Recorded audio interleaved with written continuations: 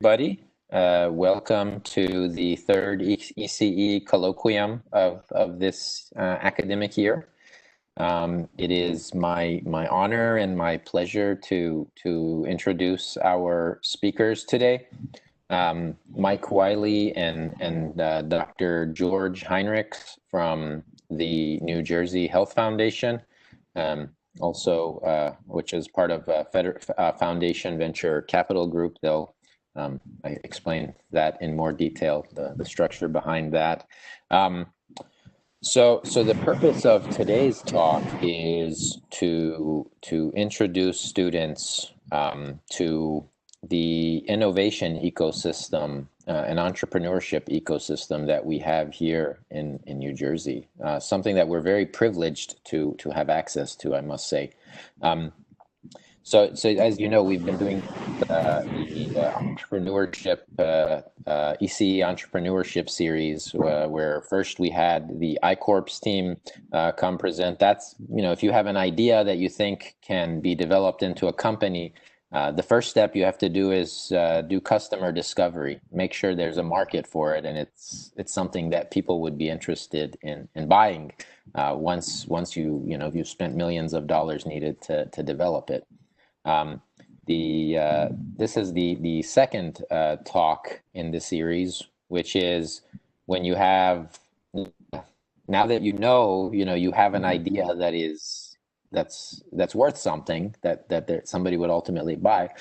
The first thing you need is you need somebody to sponsor that, right? People need to get paid. You need funding in order to develop it. It could be software, it could be hardware.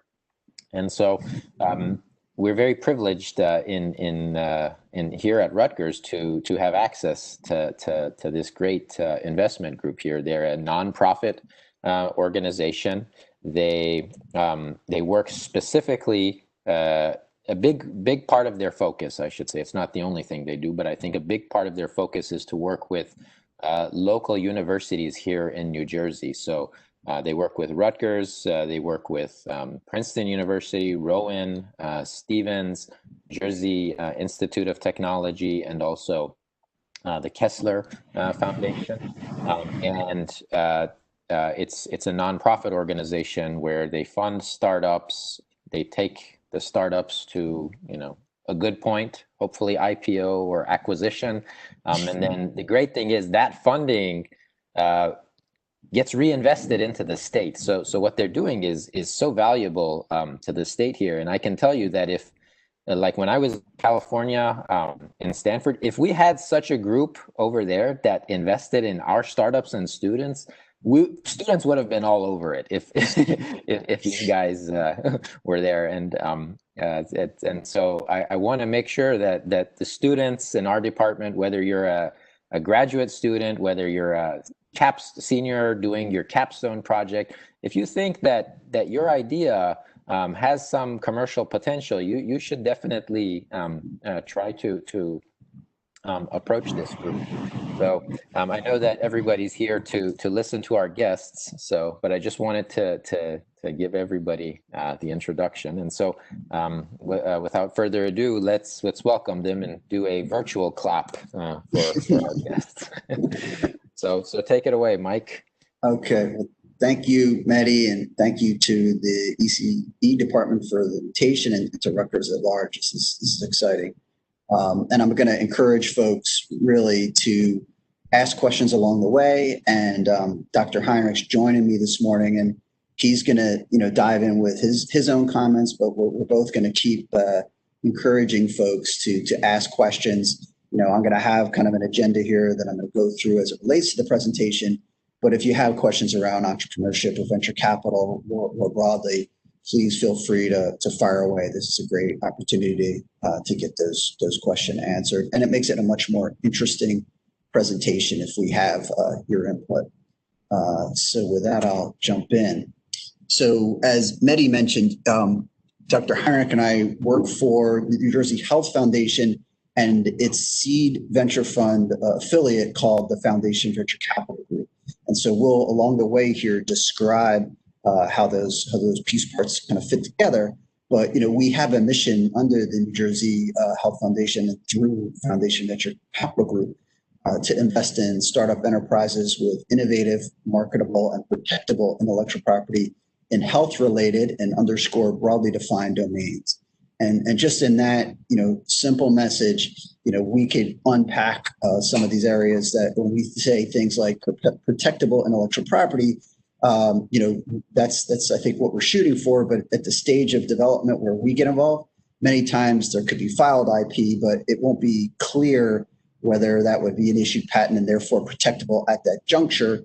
Or in some cases, if there's just other barriers to entry, we would consider that. So these are kind of, ideals, and the ultimate, we prefer to have all these, but we don't want that to cause a chilling effect in terms of opportunities you all may be advancing yourselves.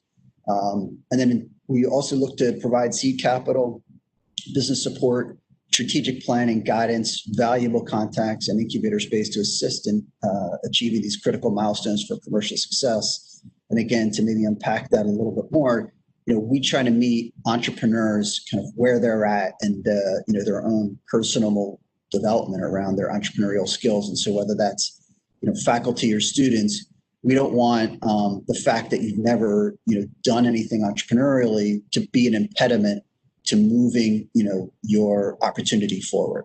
And so we try to say we meet the entrepreneur, the scientist, the student, the faculty member, kind of where they're at in that journey.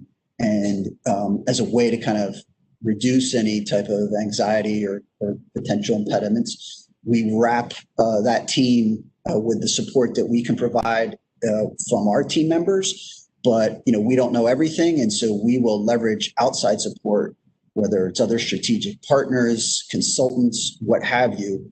And I just listed within this slide a few areas, where we provide that support.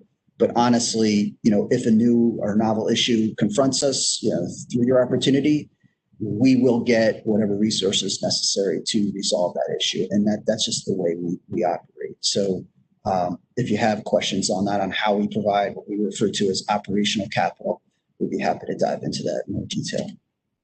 So through New Jersey Health Foundation, Foundation Venture Capital Group, we have kind of four, and really HealthStart NJ, four main, I'd say, financing programs. So the first one starts with our annual grants program. So this is for basic research. It's done under our nonprofit. And so there's no kind of commercialization strings attached to it. It's just, grants in amounts of $35,000. We typically do, a program solicitation of at least $1 million per year. It's open to all of our partners, and it is truly to support basic research. These are the ideas that may take many years to kind of germinate and develop into commercial opportunities, but we need really as a nation or society to continue to invest in very basic fundamental research. And this is kind of our contribution to that endeavor. And it also provides some of the seed corn for our later stage programs in terms of moving these opportunities along. And so for that next stage, beyond our annual grants program is our innovation program. And at this stage, we'll provide grants between $10,000 up to $50,000 to fund opportunities that now do start to have some commercial potential. We do want to start to see some of that intellectual property or those barriers to entry starting to develop and have some market opportunity. Structurally, we obtain an option agreement as a part of this grant to license that technology into a startup that kind of you as the innovator would be the founder of. So we're partnering with the entrepreneur, the faculty member, the student, in terms of starting to put a commercialization plan in process. And so this is where we spend a lot of our time. We're quite active in this area in terms of providing funding to innovative stage level opportunities. That's where we first kind of get the toe in the water in terms of commercialization. And then the next stage is the Foundation Venture Capital Group, which I think we're going to focus a lot of our comments today. So this is a seed venture fund. where we will provide up to $500,000 into startup companies that are commercializing their technology. Many times these are opportunities that kind of evolve out of the earlier programs, but that's not a requirement. If the opportunity is mature enough that it would kind of qualify for this seed funding, we're happy to make that direct investment, directly out of Foundation Venture Capital. It's not a requirement that you participate in the earlier programs. In terms of the Health Start NJ, this is kind of this is a parallel organization to kind of a sister, if you will, to Foundation Venture Capital Group. The reason we formed this entity is because I'd say probably about 4 years or so ago, we started to get approached by students more frequently.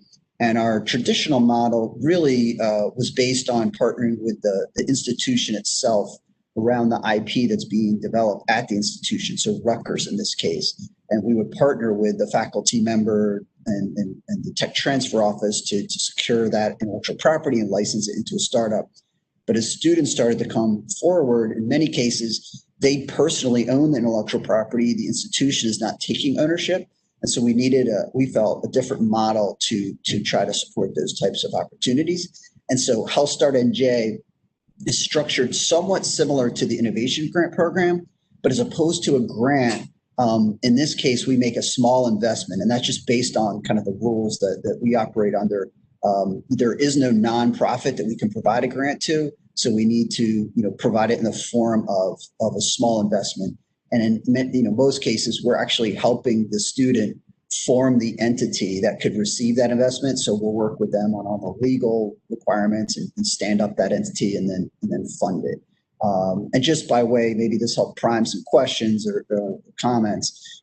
So I didn't list all the portfolio companies we have under Health Start NJ, but one company we have at Rutgers is actually founded. Two of the founders of the three are Rutgers CS students. It's a company called Finals Club, and we funded them out of Health Start NJ. So just a true example of the student type ventures that we're funding at Rutgers currently. And then in terms of the specifically Foundation Venture Capital Group portfolio, this is a list of our kind of active portfolio companies. A number of these are based on Rutgers technology that these startups have licensed.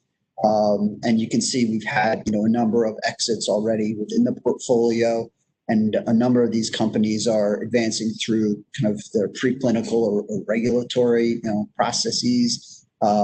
Many of them represent kind of therapeutics and medical devices.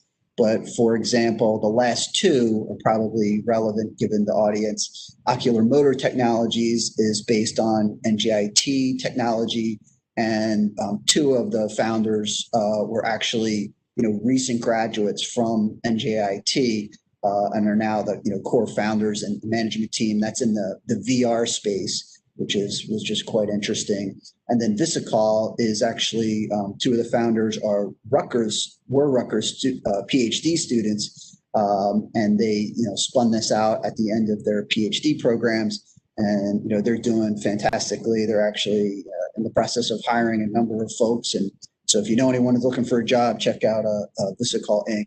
But definitely a great, I think, success story for Rutgers generally.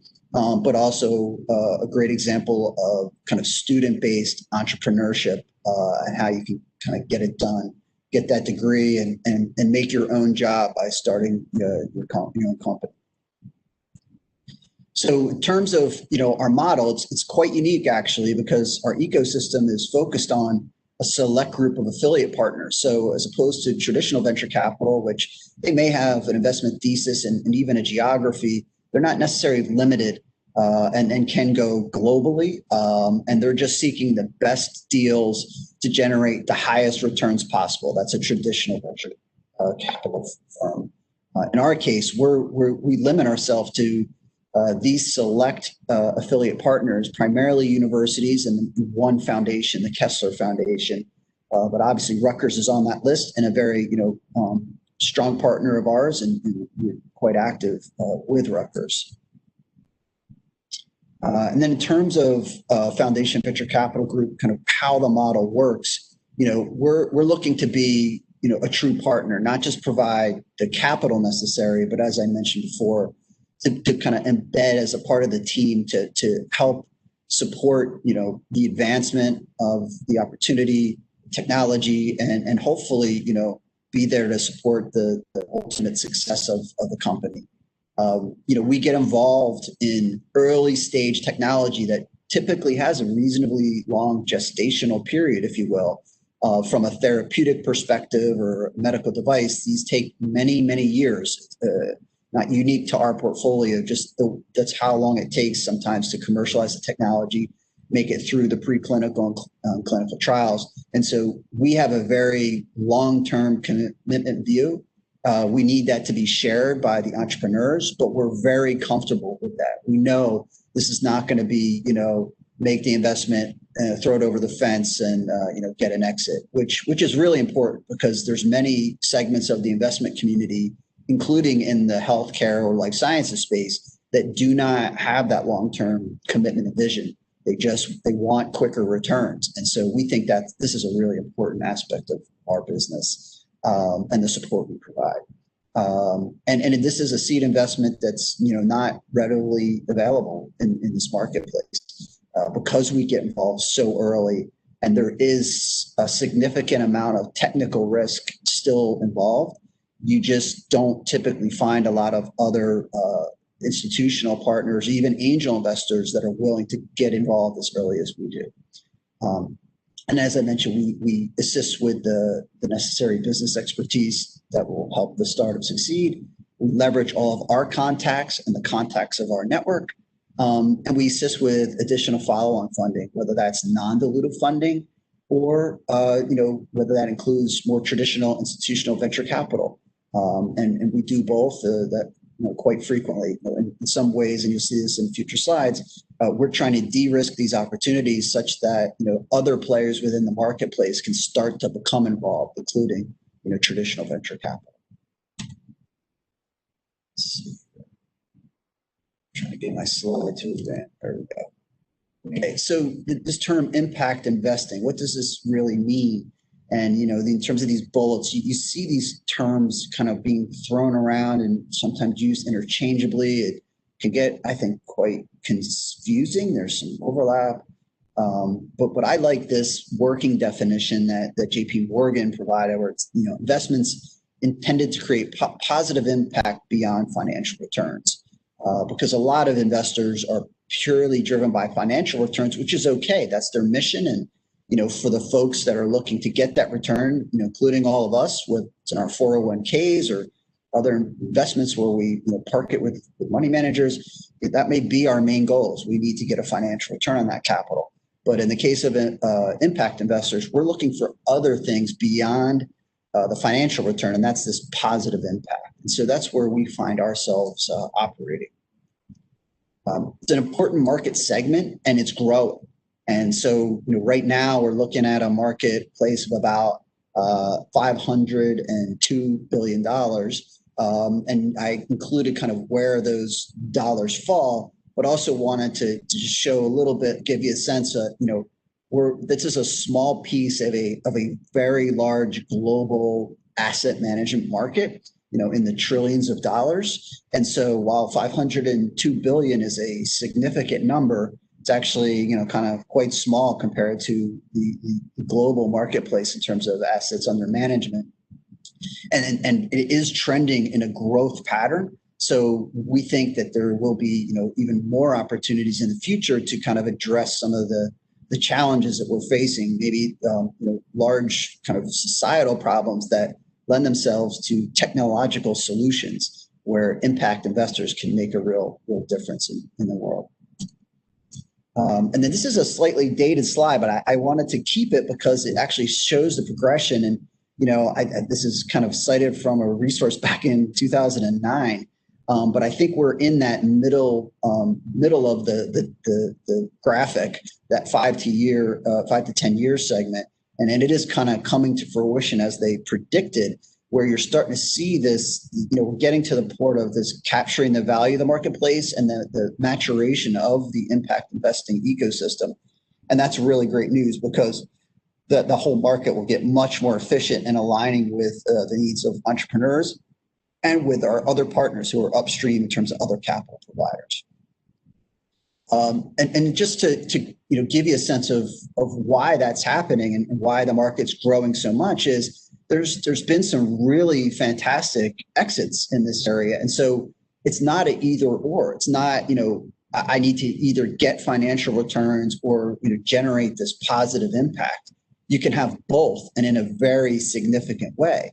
And so the Cystic Fibrosis Foundation is a great example of an impact investor. They're a nonprofit foundation or patient advocacy group that did make an investment in an early stage company and continued to be there for them, and eventually obtained a $3.3 billion exit for their foundation. And then there's a quote there from the chief executive officer of the Cystic Fibrosis Foundation. And I've heard him in interviews. He talked about how big of an impact it has for their foundation. It's like, this many multiples of their operating budget. And so now they can take that capital and plow it back into their broader mission to impact, patients that are dealing with cystic fibrosis in a more meaningful way. And so, that return to capital, kind of bringing it back to their core mission and, helping to support those patients, not only just with the therapeutic that they advanced, but also the other aspects of maybe the needs of those patients. So I think this is just a fantastic example. And when that gets on the radar of other nonprofit foundations, I would argue that the boards, the directors of those foundations have to take this modality serious to consider, maybe including these kinds of novel impact investing, structures, because it can help them meet the goals and their missions of their nonprofit foundation. So I think these kinds of wins really help the overall ecosystem grow. And so I like this graphic because it really, I think, illustrates kind of where we see ourselves and how impact investors can make a major impact more broadly. And so this yin-yang deal, I'm not sure I'm in love with that title, but on that kind of the right-hand quadrants, and you see that philanthropy hour, I could pretty much overlay our structure on top of this graphic and say at that lowest levels where our research grant program operates, and it's purely grant funding and nonprofit philanthropic.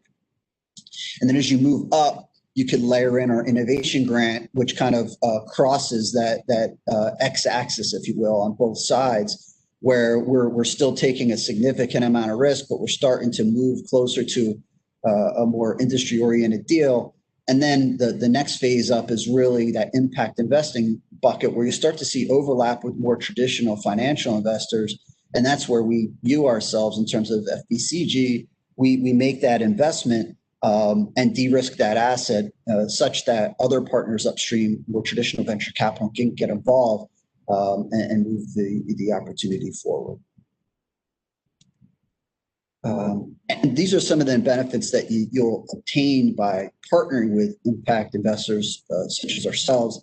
So, we provide kind of hard, soft infrastructure in terms of the operational capital, but in many cases, we've actually even, leased and sublet lab space to our portfolio companies if that's what they need, and maybe they don't have the capability to secure that lease themselves.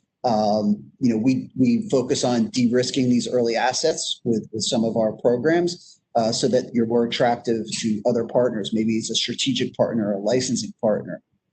We link up with, existing partners that we have or help you bridge to, partners that you need to access.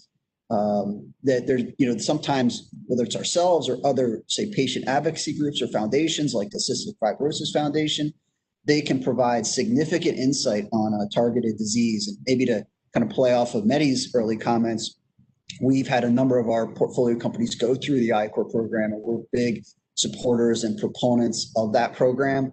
And, one of our soon-to-be companies we're hoping to close an investment in, went through I-Corps and engaged with a patient advocacy group. And, they've been willing to, join us in speaking with the NIH and the FDA. And there's patients there that are, saying, I'll do whatever I can to help you because I believe in this therapy that you're advancing, and I think it's going to really help me.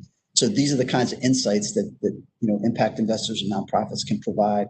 We provide input on the market, therapeutic target, the science and regulatory. We have regulatory expertise, patient access and engagement that can include reimbursement. We validate or provide credibility to the opportunity for other partners and investors. It's early validation, or like I say in the parenthetical, a reality check. Sometimes you need to get that reality check and maybe reposition what you're going after or how you're advancing this particular opportunity or asset. Access and feedback from KOLs, which is really important. We've had a number of KOL meetings ourselves, and by soliciting feedback from these folks, it kind of goes back to that credibility. That you're going in the right direction. Many times, like on a clinical setting, the physician is a stakeholder making a decision whether they're going to even access your therapy or your medical device. And so getting input from them and direction will ensure that you're going in the right direction, and that ultimately at the end of the day, you're going to have physicians willing to prescribe this or utilize your technology. So it's important to get their feedback early on in the process. And then we become a force multiplier because we can leverage our additional capital and bridge to other partners. And so we bring a little bit more to the table than just the capital with of these other operating capital opportunities. But if you have say existing investors or you received a grant, we can leverage that early funding to allow you to make more progress. So example of some other organizations that are doing a great job, I would say, in the impact investing space, include the Teal Foundation, their Breakout Labs program. Folks have probably heard of the Bill and Melinda Gates Foundation, the Leukemia and Lymphoma Society, and some of these others that I've listed. And there's many more. So depending on the particular area where you're operating, you should always do some research on what foundations and impact investors are operating within that space. Sometimes they're very focused on their particular mission, and we ourselves actually look to these folks as potential partners for opportunities that we're advancing. And so I wanted to end the presentation with my contact information, but also use this maybe as a point to have Dr. Heinrich come in and share some of his thoughts. But also open it up for some questions and hopefully some good answers from us. So with that, I don't know, Mehdi, if you have any initial questions that have come. I can't see the chat, at least in my version, so I'll need some direction in terms of questions. Sure. Yeah. So there are a couple of questions. So one student asked, is this investment grant one time, or can it be recurring as well based on needs? So I'll make a comment, but I'll also ask Dr. Heinrich to comment as well. So my assumption is that's based on the seed investment, the 500K. I could probably answer both. We have followed on in the case of both innovation grants and the seed funding. Our initial commitment on the seed funding is the 500K, but in select opportunities, if there's a need, we're willing to kind of bridge beyond that. And I think that's an important point because it goes back to some of the comments I made earlier. Once we make this investment, we're a true partner, and we're gonna fight hard to make sure you're successful. And that includes providing some additional support in terms of capital. We're willing to do that, and we've done that numerous times. Dr. Heinrich, do you have any comments? Yeah, good morning, everyone. So many people are participating. Specifically answering this question, part of our model is to encourage non-dilutive outside funding. So that's been a very powerful tool in our companies. Small business grants, SBIRs, from both NIH, National Science Foundation, have been significant. Their first phase can be 100 to 200,000. And if you go to phase 2 with those organizations, it can go up to $1 million or more. And that's non-dilutive. So we look at non-dilutive opportunities. One of our companies at Rutgers helped Rutgers secure a Department of Defense over $4 million grant that went to Rutgers, and Most of it supported the research that's being done by the company. So there are many opportunities, and we will help guide and encourage that. The SBIR route is a very positive step in companies or groups that end up doing I-Corps. Doing I-Corps changes the success rate from about 16 to 18% up to almost 80% or higher. So we help guide the projects so that they become more available for outside non-dilutive funding. So whether it's our own money or we help get outside money, both ways help recurring needs. And we help map that with milestones and directions. So as Mike Wiley said, we're very much embedded and help in the guidance of the company and the entrepreneurship. So why don't we see if there's some more questions? I just want to answer that, and then I have a few comments later on after some of these questions. Yeah, so the next question I see is one student is asking, how does revenue get split, if any? And I think another way of asking that is like, how does the equity sharing structure work?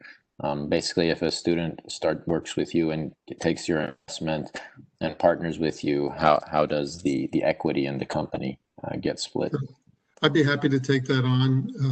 We have a set model, so it saves a lot of negotiation. If we invest up to $500,000, New Jersey Health Foundation retains a 25% equity share. It's never 24, it's never 26, it's 25. If that's uncomfortable to someone, then that's fine. We don't negotiate that, and that's because we don't think it's fair for a good negotiator to benefit or a poor negotiator to lose. And we just go out front and we say, these are our terms, and it works out very well. And the money is really less important, as Mike Wiley said.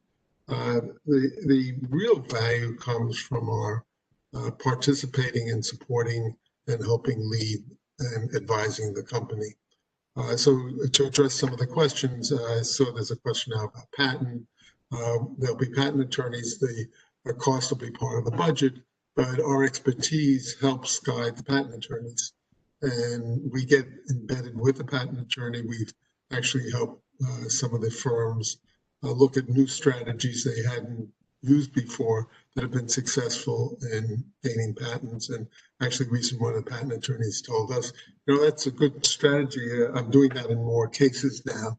And this is where we think we're value added. So from the equity point of view, we set that because we think that there's no way to measure adequately the in-kind services that we give and don't charge for. And that includes income tax, helping him prepare income tax. If there's a payroll, we'll help manage the payroll. So there are a lot, and compliance. One of the really important things is we help oversee compliance, because you can have really great projects, but don't manage the compliance well, and it's a disaster. So it's a long answer for the equity piece, but maybe it makes it clearer. So I go back to. Okay, so another question from a student, an undergraduate. He says, first, thank you for the presentation. I'm an undergraduate senior in the ECE department. I'm interested in entrepreneurship, but I lack ideas. Do you have any advice for somebody in my position? I would say look for problems. There's plenty of problems. So that's problems looking for solutions. And a lot of times they're around your life, your family members, within the ECE department or Rutgers generally, but usually big problems that require solutions where you would have a skill set, and that you're passionate about it. I think that's an important piece, because it's not easy. And so you need to have something that you feel strongly about, solving that problem. But if I think that's kind of that would be my answer. And I think to add on to what Mike said, you're in the ECE department here at Rutgers. There's lots of faculty that are working on very interesting projects in different spaces, whether it's cybersecurity, signal processing, biomedical side, and maybe they don't want to be an entrepreneur, right?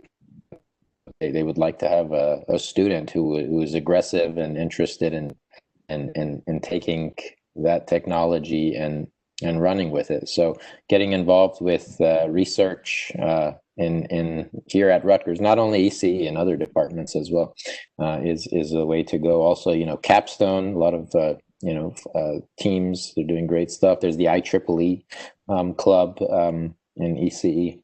I think those are places where you can go to find interesting problems. And as Mike mentioned, it's what you don't want to do is sit in your own room or in your own office making up problems, right? You want to actually talk to people and ask them what their problems are, right? Go talk to doctors and try to better understand where is it in the operating room that they have issues. How can technology help?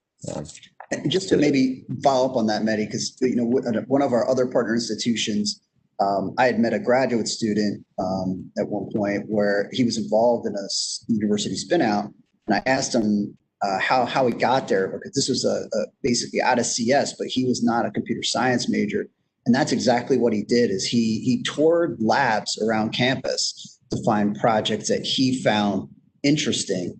And he ended up, going out with that technology. And that's, I think, the only job he's ever had. It's now been acquired by a really large company that, kind of dominates that space. And he has a really nice job. And that really was born out of his kind of initiative to basically follow the advice you just gave, Mehdi. So it's a great idea. Can I make a few comments before we go to another question in general that I think are useful? Is that okay? Okay. So I want to emphasize a couple of points that were made. Number one, that we are a not-for-profit, and that's a whole different perspective than the traditional VC that is profit motivated. So their primary interest is how much return is there. Our primary interest is how can we make a difference both in the way lives can improve, mostly medically, but also in the education sphere. So we would love to work with you, and students are wonderfully resilient and interested in new knowledge, and the energy is important. And Mike used my favorite word, passion.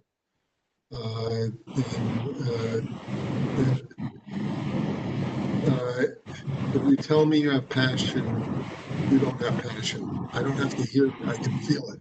So that's the way to do it. And you can't fake it. It really has to be there. So one of the other activities that I do outside of the foundation, I'm the Associate Dean for Admissions at Rutgers, New Jersey Medical School. So I did see a couple of familiar names in the list of participants. So any of you who are interested in medical school and want advice and may not have applied yet, maybe you want to reach out to me personally and I will give you advice. So Foundation Venture Capital doesn't charge for that.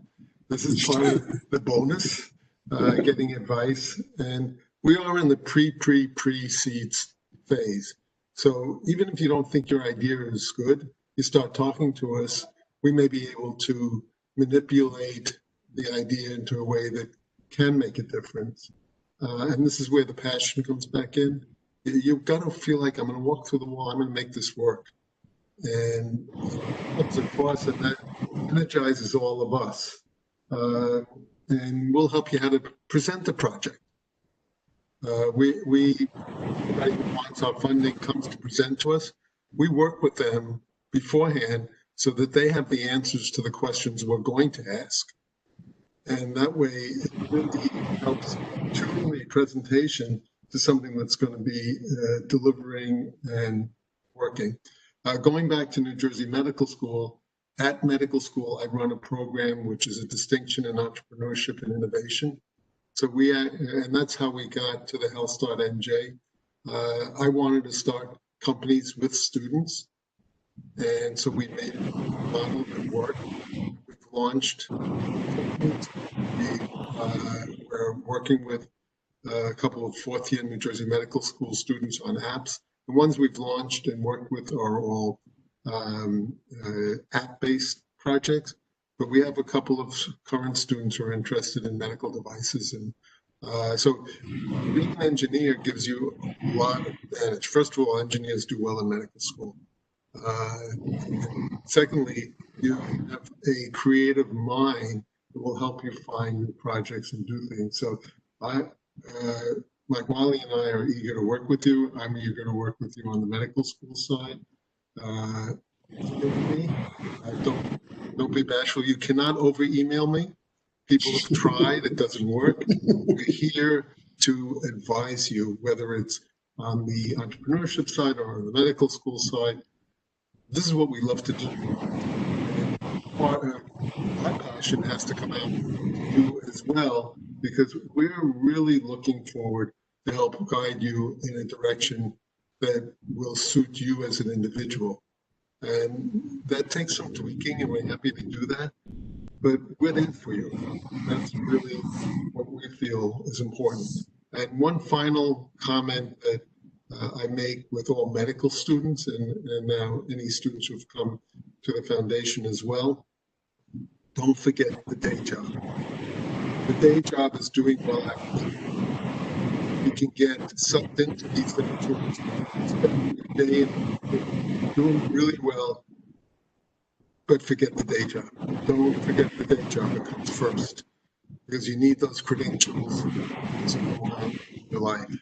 So if you come to New Jersey Medical School, we say don't forget the day job a lot, so much that I don't have to say it anymore, because everybody sees me and says he's going to tell you don't forget the day job. So hopefully that message will stick with you after today. Maybe there's some more questions, however you want to take the last few minutes. I'm happy to participate. Yeah, sure. Yeah, we still have some time. One follow-up question related to that is, at what point would you say that students or faculty should approach you? Is it after they come up before they have an idea, after they come up with the idea, after having built a prototype, or after having filed a patent, or all of the above? So I think the answer to that question is yes. Whenever you feel you want to interact with us, if it's too early, we're going to tell you what you need to do next. If it isn't too early, we're going to do next with you. And it's better to get advice early. I spoke to actually a first-year medical student. I just told Mike Wiley the story before, who contacted me 2 nights ago, that he and his father have a patent for a device in anesthesiology. And he came to me because he didn't know what to do next.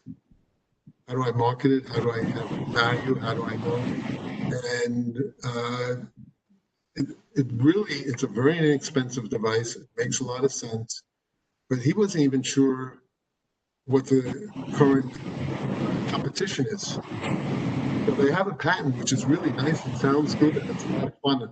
I was thrilled to get a patent early on, especially before they did them digitally. They had all kinds of seals and stamps. It was really a fun document to have, even though the project never went anywhere. It was a nice piece, but you need to know what your market is, and that needs to be done early and way before you get a patent. So that answers the last question also. If they had come early to us, we may have been able to figure out, is there even a market? It can be a great idea, but nobody wants it. And so just another question, maybe you mentioned this already. So do you primarily focus on investing in biomedical technologies or other technology, or technology for other markets as well? So our main focus is in the health market. And as Mike Wiley and I always discuss, everything is health. So come with something, we'll figure it out. So health is air quality, health is water quality, exercise. I don't think you can come to me with an idea that if we really want to do it, we can't figure it out how it's health. Yeah, I think, I put that broadly defined word in there on purpose because, I bring these to Dr. Heinrich and to Jim, and, they're just generally supportive of like, yes, let's learn more about it. And I think it's important to underscore this because Rutgers is so diverse in its own research base. And, they have a food innovation center. So that's, healthy food, as Dr. Heinrich said, exercise, clean tech, environmental tech, ed tech. These, we talk about a healthy planet or a healthy person, right, in terms of education.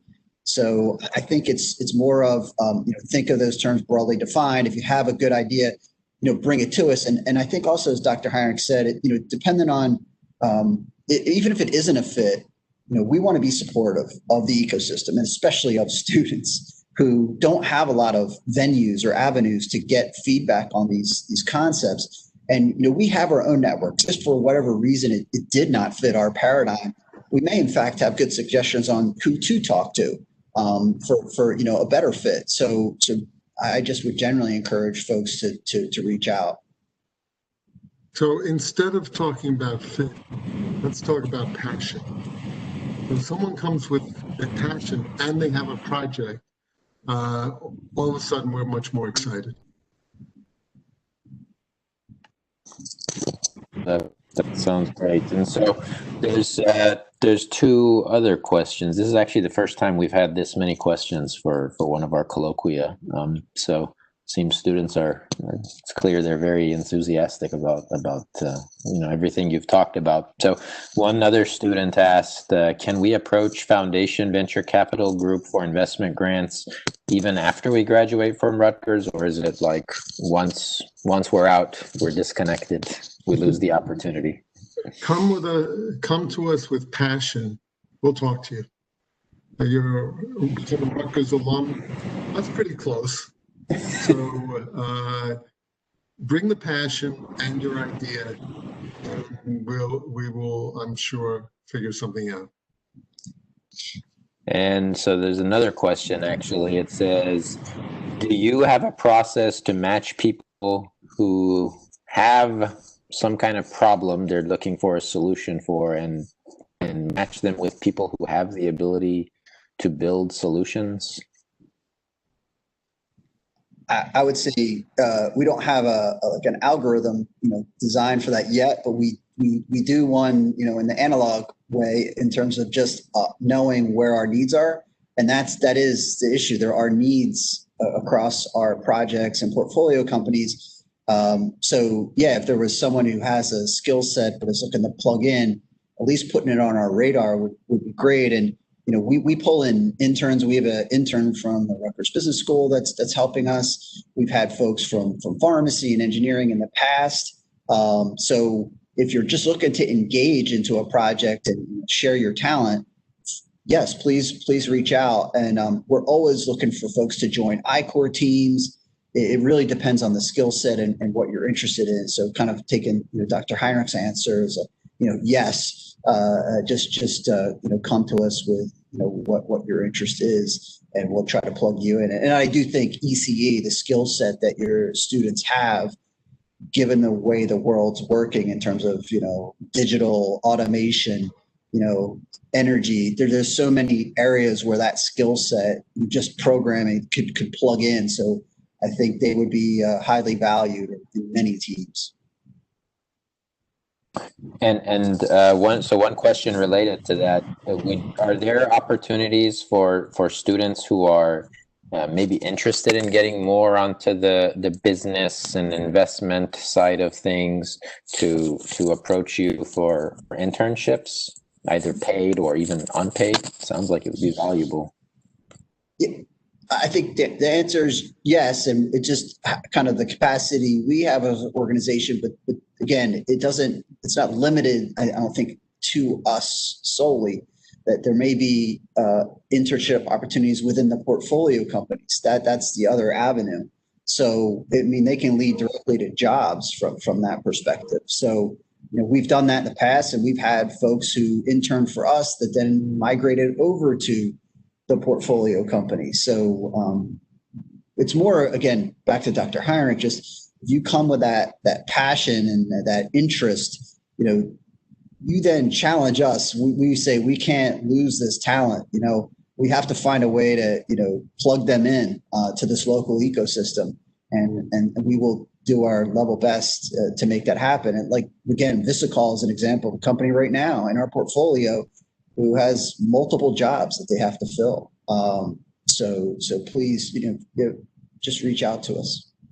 Another anecdotal example, we have a undergraduate student from another university who's actually going to be entering medical school. He worked for us in the summer and during the year as an intern, and this summer he got an internship at J&J. His big choice was, do I do yours again and do I go there? And I said, there is no decision here. Get a new experience.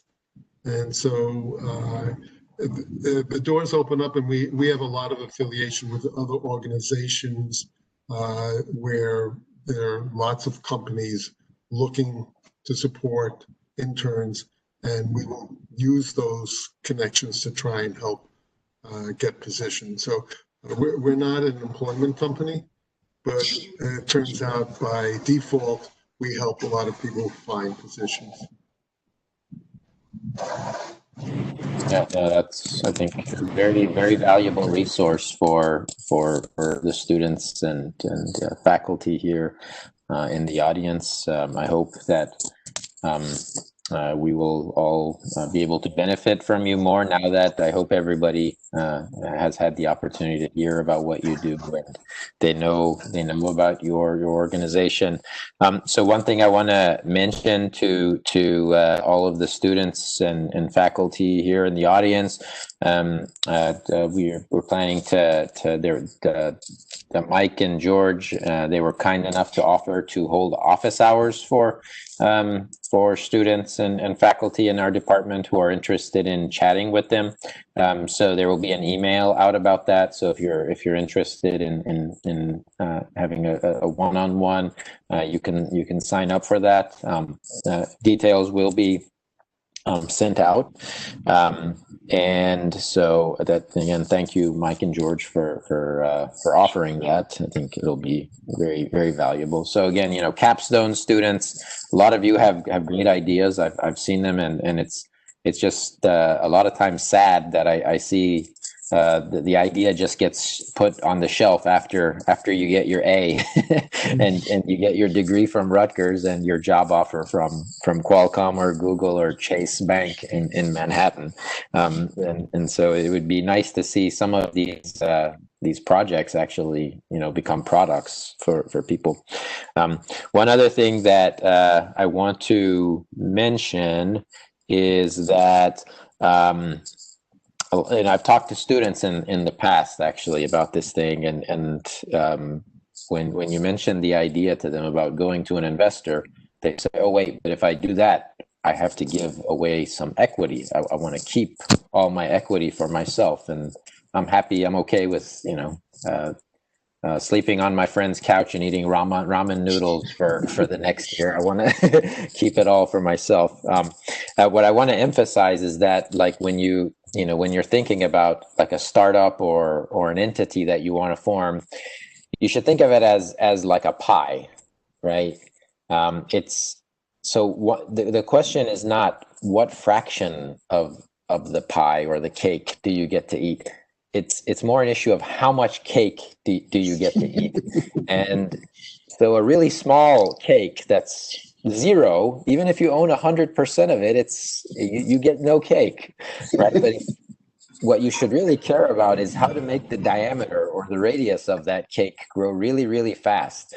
And 1% of a really big number is still a really big number. And as you can see, the terms that Mike and George mentioned are pretty fair, and they're standard for if you go talk to any angel investor or anybody, or if you need partners, they're going to want something too, right? So it's unlikely you're going to really be able to build a successful startup by, hiding in your dorm room or your garage and keeping 100% of it for yourself. So what you should really be focusing on is what's right for what's right for your startup and what you need to make it grow as fast as possible, and finding the right partners that can help you get there. And so having that, I think we're really lucky to have the Foundation Capital Venture Group in our backyard here. Can I make one more comment? Sure. For a moment? Yeah. We still have time.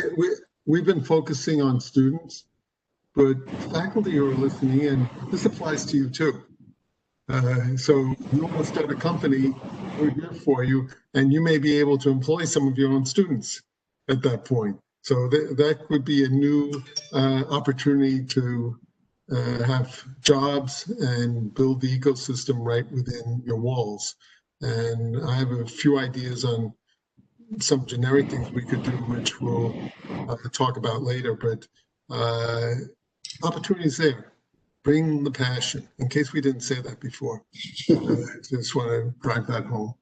And we do have an open research grant solicitation for faculty right now, so they should take advantage of it. Yeah. So I don't know if the faculty has seen our RFP on the research grant. We should send it again to Mehdi, Mike. Okay. Yeah, if you could share. Yeah, we'll share it with our department to let everybody know. Great. Okay. This has been fun. So I have a question for students to see if you were paying attention. So in one of Mike Wiley's slides, he talked about KOL.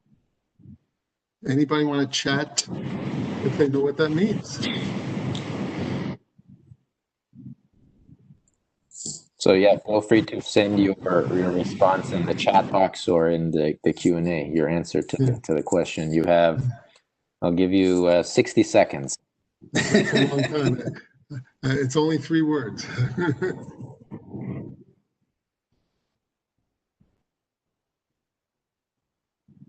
Because asking like this and making you think that you forget what it means when you see it again. Somebody wants to repeat the question. Okay. Mike Wiley talked about KOL in one of his slides to get information and talk to KOLs. And what is a KOL?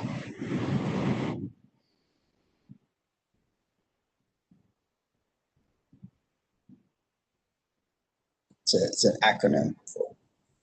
First person to answer gets $50,000. No, I'm just joking. They get first shot at talking to us. How about that? Yeah. Oh, I saw someone came across with it. I saw it. Oh, good. I didn't see it yet. So I'm going to say the person's name. Krishna right. Kavasuri, key opinion leaders, all right? Perfect. Yeah. Okay. Perfect. So, okay, you get the first slot to talk to us. Oh, we got someone else. We got someone else. Oh, we got 3. Okay, all 3 of you will be first online. Not everybody. All right. All right, maybe I'll have to lean on you to manage the list here. I think the office hours is going to be crowded. That's great. I am impressed. What a great group. Yeah, no. So thank you so much for coming. We're just hit an hour, so that's good. Perfect timing. So Mike, Dr. Heinrich, thank you so much for coming. This was so informative and great. And I think we're very lucky to have you here, and we look forward to working with our department. We're looking forward to interacting with you and working for you. I feel like it's peanut butter and jelly meet each other, and there's a lot we can do together. Okay, well, in case you can't tell, we had fun, and we'd like to engage more, and we're here for you. We will serve you. Thank you so much. Thank you so much. So with that, thank you everybody for joining the presentation. And stay tuned for the announcement regarding the office hours. And as you can see, Mike Wiley, he's a really great guy, very approachable. He has his email address over here, so just feel free to reach out to them as well, and feel free to reach out to me also if you want to. And anybody wants medical school advice, don't forget. Yeah, hey. Can faculty apply for that too? Sure, absolutely. Yeah, the Rutgers has frozen the merit based wages, so maybe I should look into a new. You have another way. Start a company. Okay. Thank you. Thanks again. Yeah, I hope you have a great day and look forward to talking to you more. Great. Thank you very much. Thank you. Bye-bye. Bye-bye.